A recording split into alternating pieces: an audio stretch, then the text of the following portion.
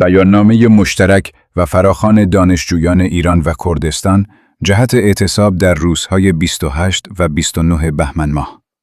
پس از گذشت بیش از 1 ماه از کشتار و جنایت وحشیانه جمهوری اسلامی، به ویژه در روزهای 18 و 19 دیماه 1404 خورشیدی، هزاران نفر از معترضان از سوی نیروهای امنیتی جانشان را از دست دادند.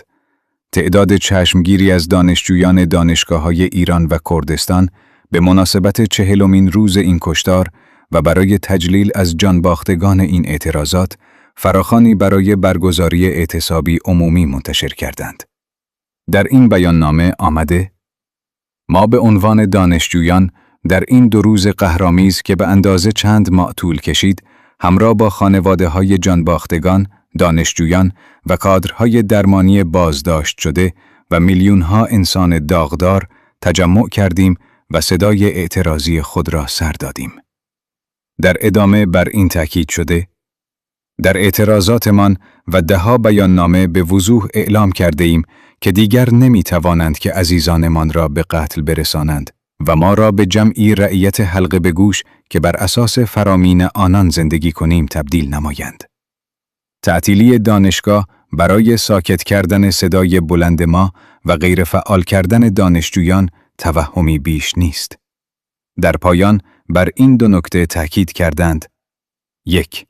ما به عنوان دانشجویان سرتاسری ایران از مردم می‌خواهیم در روزهای سه‌شنبه و چهارشنبه 28 و 29 بهمن ماه همزمان با 40مین روز کشته شدن عزیزانمان با برگزاری اعتصابی عمومی و تعطیلی محل کار و تحصیلشان همدلی خود را عملاً با خانواده‌های جانباخته ابراز نمایند.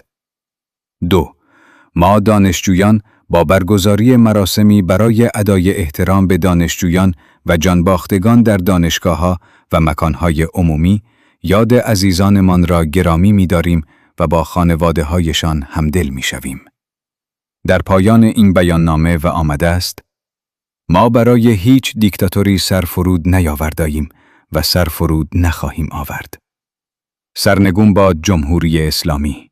امضا کنندگان: تشکل دانشجویان پیشرو، کمیته سراسری دانشجویان کردستان، تشکل داد دانشجویان دانشگاه تهران، انجمن آزادیخواهان دانشگاه بهشتی، جمعی از دانشجویان، دانشگاه صنعتی شریف، دانشگاه علامه طباطبایی، دانشگاه تهران، دانشگاه امیرکبیر، دانشگاه علم و صنعت، دانشگاه بهشتی، دانشگاه سوره، دانشگاه گیلان، دانشگاه علوم پزشکی ساوه، دانشگاه آزاد شهر کرد، دانشگاه آزاد بابل، دانشگاه آزاد کرج، دانشگاه کردستان، دانشگاه آزاد سنندج، دانشگاه علوم پزشکی کردستان، دانشگاه آزاد تهران شمال، دانشگاه اصفهان، دانشگاه علوم پزشکی اصفهان، دانشگاه الزهرا، دانشگاه صنعتی اصفهان،